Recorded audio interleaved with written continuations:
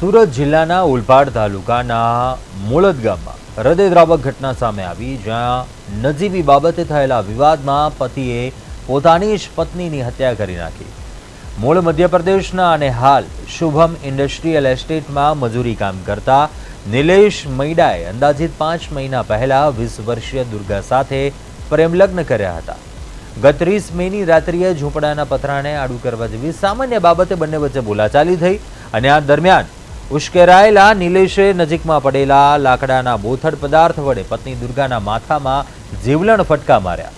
ગંભીર ઇજાઓને કારણે દુર્ગાનું ઘટનાસ્થળે જ મોત નીપજ્યું હતું। બનાવ બાદ આરોપી પતિ ફરાર થઈ ગયો હતો। ઘટનાની જાણ થતાં કિમ પોલીસે હત્યાનો ગુનો નોંધીને તપાસ શરૂ કરી હતી। પોલીસે ગણતરીના કલાકોમાં જ આરોપી નિલેશ મૈડાને ઝડપી પાડી જેલના સળિયા પાછળ ધકેલી દીધો છે। આ ઘટનાથી સમગ્ર વિસ્તારમાં શોક અને રોષનો માહોલ જોવા મળ્યો છે।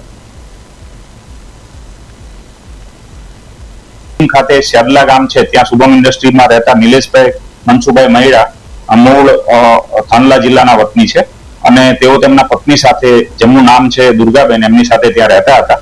એમના ઝૂંપડાની અંદર રહેતા હતા। એ દરમિયાન ગઈકાલ રાત્રે પતિ પત્ની વચ્ચે કોઈ અણબનાવ બનેલો અને એ અણબનાવ દરમિયાન આ જે આરોપી છે નિલેશભાઈ, કે જે આ મરણજનના પતિ છે, તેમણે એમના પત્ની દુર્ગાબેન છે એમના માથામાં લાકડાના 2 ફટકા મારેલા અને એ દરમિયાન એમને માથામાં ગંભીર ઈજા થયેલી। એ ગંભીર ઈજા થતા એમના પડોશી દ્વારા એમને હોસ્પિટલમાં શિફ્ટ કરવામાં આવેલા અને હોસ્પિટલ ખાતે ડોક્ટરશ્રી દ્વારા એમને તપાસી અને મરણ જાહેર